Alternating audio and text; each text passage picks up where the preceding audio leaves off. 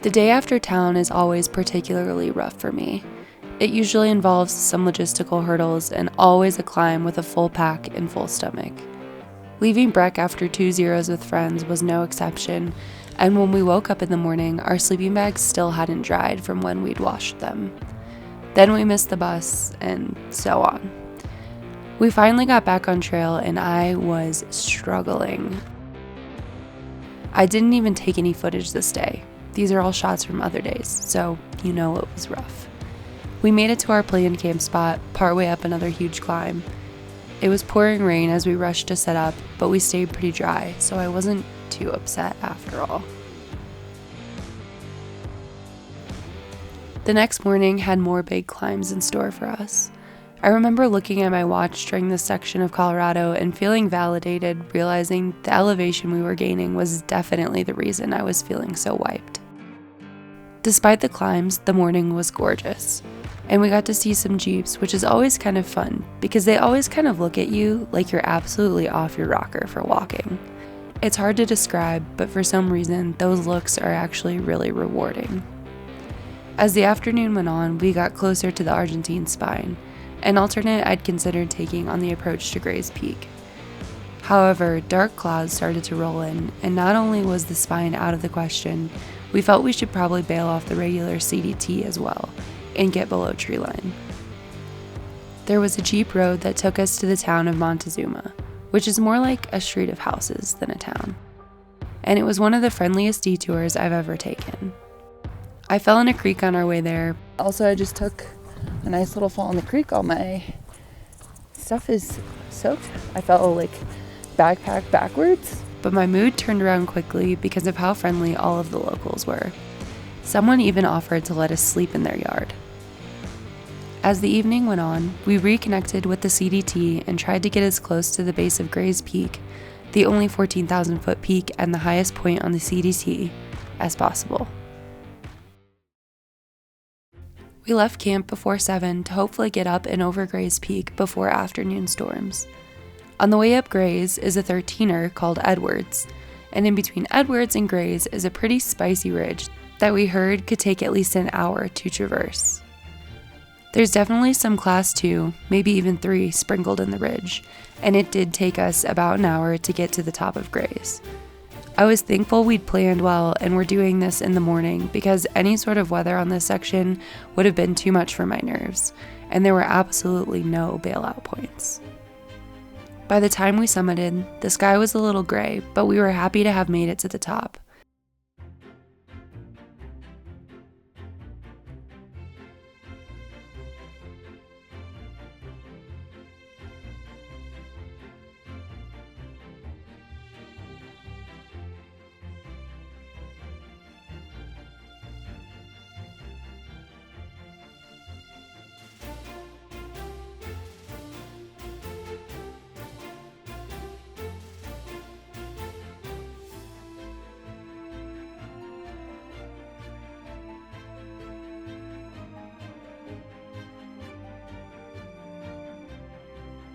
I'd hoped to hike up Torreys as well, a neighboring 14er, but I wasn't sure the weather was going to permit it.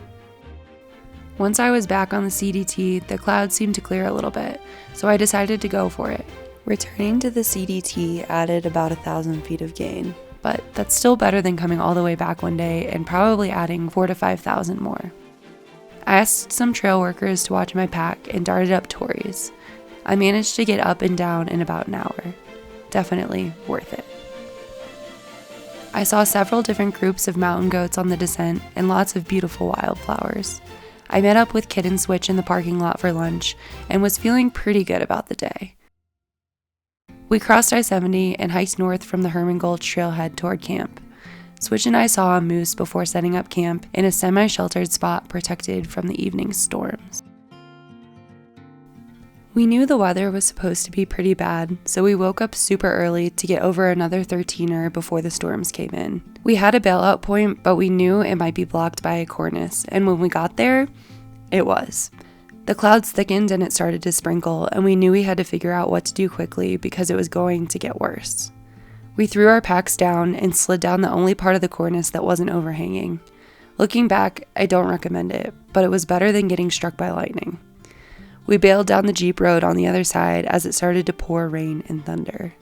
Eventually, we came upon some people who kindly gave us a ride to Berthoud Pass. From there, it took us a while, but some backcountry skiers eventually gave us a ride down into Winter Park. With more bad weather in the forecast, we decided to hang out in town and wait for some of my friends, Carly, Emily, and Nick, to come visit from Denver. We camped out, enjoyed some glizzies, and had an awesome little reunion. Cheers to Wiener! The next day, with a full belly and a full heart, I headed back to trail. Our hiatus had no influence on the weather, unfortunately, and the afternoon storms did not take a break for our return. With another 13er to climb that afternoon, we booked it on the climb out of town and just missed a storm on the summit.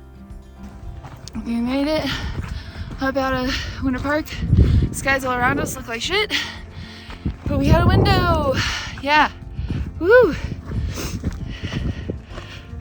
Now it's a rundown. It started really raining when we got back below tree line, and it stayed pretty wet all the way to camp. We found some great spots in the trees at the bottom of our next climb, James Peak, and turned in for a restful night of sleep. We woke up early to attempt a 30-mile day in addition to climbing James Peak.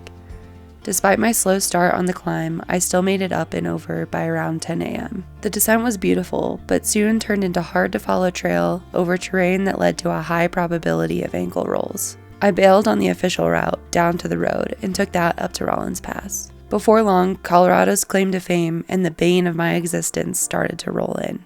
I tried to cover the last couple miles I had above treeline as fast as possible and was nervous the entire time. My adrenaline-fueled jaunt paid off though, and I trekked through the afternoon storm in the safety of the trees. We were above tree line for like 15 miles today. So we wanted to get all of that done before lunch if we could and try it for a 30. So we just got done with that. We're about 17 miles in actually.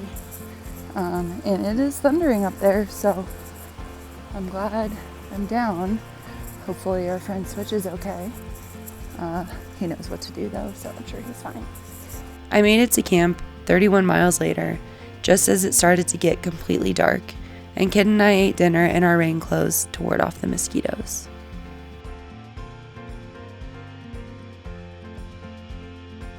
It was the 4th of July, and our plan was to make it to Grand Lake to celebrate. The morning was humid and buggy and started with some strange looks from day hikers at Monarch Lake.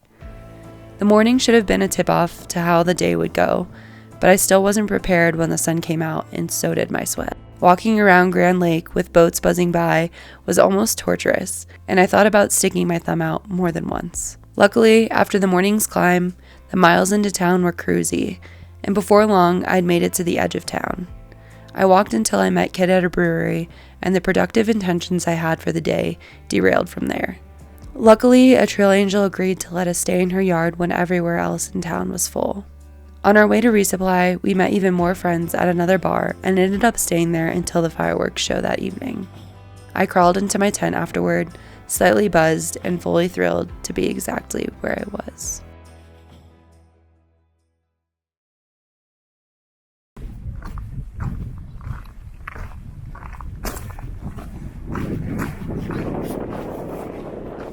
Okay, go!